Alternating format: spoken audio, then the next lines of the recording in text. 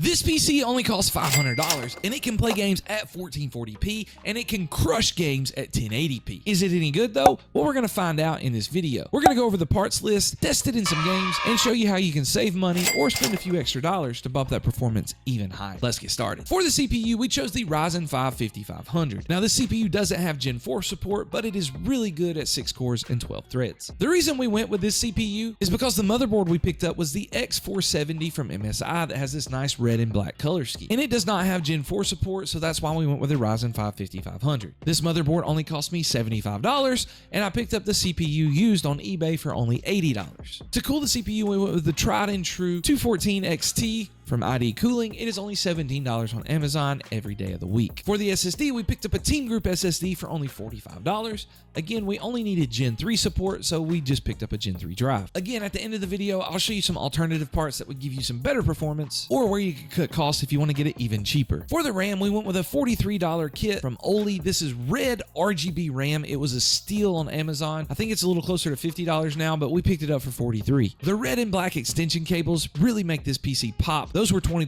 totally optional. You definitely don't need them. For the power supply, we went with the Apivia Prestige. It is a 600 watt power supply, gold certified. It is awesome for this price point that we're using in this build. For the case, we picked up a $60 case. It is the Turbo Cock case, red and black. It's really unique. It's got a fan on the back to cool the motherboard. Not sure what that's about, but it comes with a couple of fans and a couple of lights that really make this PC pop. $60. They're all sold out now, but you can find $60 cases all the time that come with fans already installed, and red is a common RGB fan color, so you can still keep the aesthetic going. You just won't have the red on the front of the case. And the GPU that's really going to drive this 1440p experience is the RX 5700 XT. We got the Red Devil version with the red RGB lights for only $125 on eBay. These range from $120 to $150. You can pick them up pretty commonly on eBay if you're just patient and search for the best deal. All in all, this gives us a grand total of $517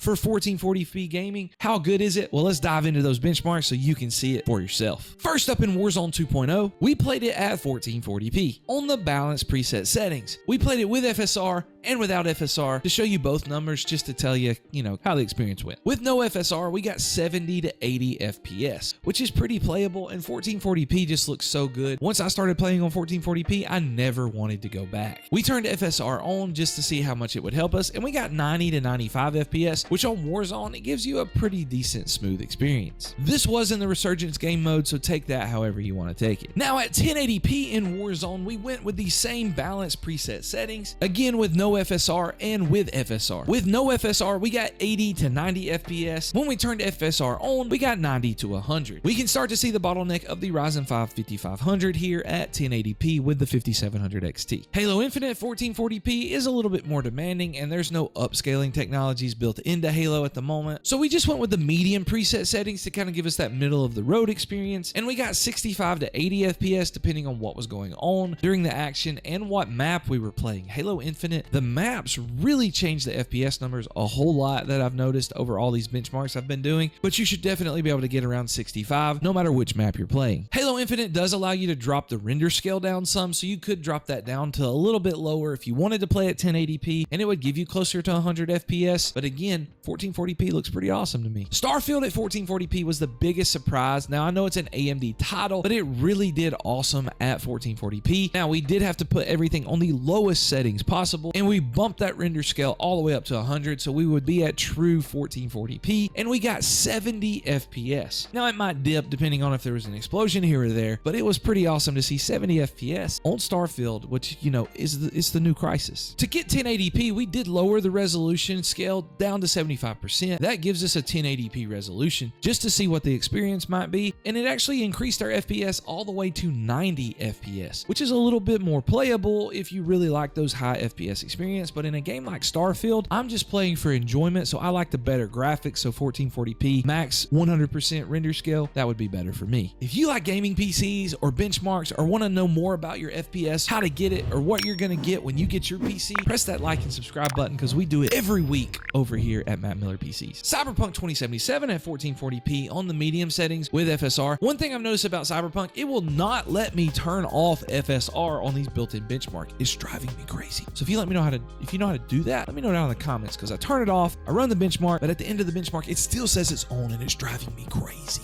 But medium settings, 1440p with FSR, we got 82 FPS, which I thought was pretty awesome for Cyberpunk. At 1080p, we decided to up the settings to ultra because it's a game, again, where your looks are a little bit more important than FPS. You want to, embrace the entire story. And if we go ultra settings with the FSR, you can get 71 FPS at 1080p. Now, with the CPU and GPU combo, we wanted to also see 1440p on the esports games that everybody likes to see. Now, I say esports with Apex Legends, it's really a AAA title game, but it is a little bit on the easier to run side. So on Apex Legends at 1440p, we ran low to medium settings because on these esports games, you want those high FPS numbers. And in Apex Legends, on these settings, we got 200 plus FPS, which is pretty awesome. And 1440p on Apex looks awesome, especially if you bump that field of view up a little bit. You can see so much more. I love it, even though I'm trash at Apex. Now, Apex Legends on 1080p actually gives you a more stable 240 FPS on those low to medium settings. This is what a lot of people are looking for with those 240 hertz monitors. So if you're looking for the highest FPS possible, of course 1080p is going to be your best bet. Overwatch 2 at 1440p is another easier to run game. It's an esports game, but Overwatch 2 has a lot going on, so you want that stable FPS number. And we were able to get just that on the medium preset settings, 220 to 240 FPS at 1440p. It was a pretty fun experience at 1440p, 200 plus FPS, pretty awesome. At 1080p, it drastically increased the FPS all the way to 300 plus. So if that's what you're looking for in a game like Overwatch, games like Valorant would also be very similar to that. You're looking right on the right track if that's exactly what you want. And everyone's favorite battle royale, good old Fortnite.